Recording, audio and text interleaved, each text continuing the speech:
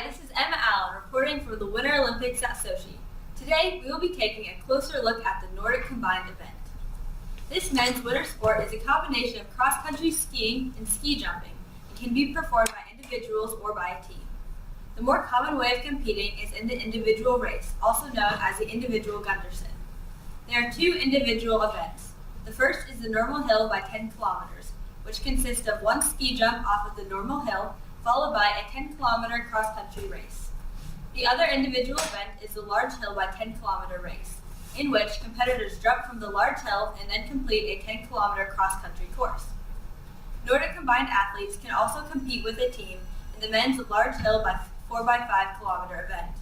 In this race, each team member must perform a ski jump off of the large hill and complete a 4-person cross-country relay race. In the ski jump portion, they are judged based on the style of their jump and the distance of their jump. If the jumper reaches the K point, which is 120 kilometers from the large hill, they receive 60 points. Each meter short of the K point results in a 1.5 point deduction, and each meter past the K point earns the jumper 2 additional points. Each of the 5 judges gives a score between 0 and 20 for style. The highest and lowest scores are disregarded, and the middle 3 are added together for a total style score. The magnitude of the team's ski jump score determines who begins the cross-country race first. The first team to cross the finish line in the cross-country race wins the event. Let's take a closer look at who is competing in the team event for the United States at Sochi this year.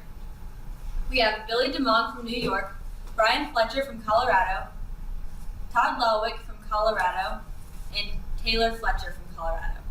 There are many physics concepts involved in Nordic combined, and we are going to highlight 3. The first is the concept of minimizing air resistance. When the skiers are moving down the ski jump, they must position themselves in a way to reduce air resistance so they can maximize their speed. They do this by keeping their chest parallel to the ground and their arms behind them. The second physics concept occurs while skiers are in the air after jumping from the hill. As they position their skis in a V shape, they allow the force of air resistance to increase on the body. This occurs because the air has more surface area to push up on. As the air puts pressure on the skier's skis and chest, the skier is pushed higher into the air, causing them to travel a much farther distance. The third concept takes place during the cross-country race. As skiers push their skis against the ground pushes back up, causing the skiers to move.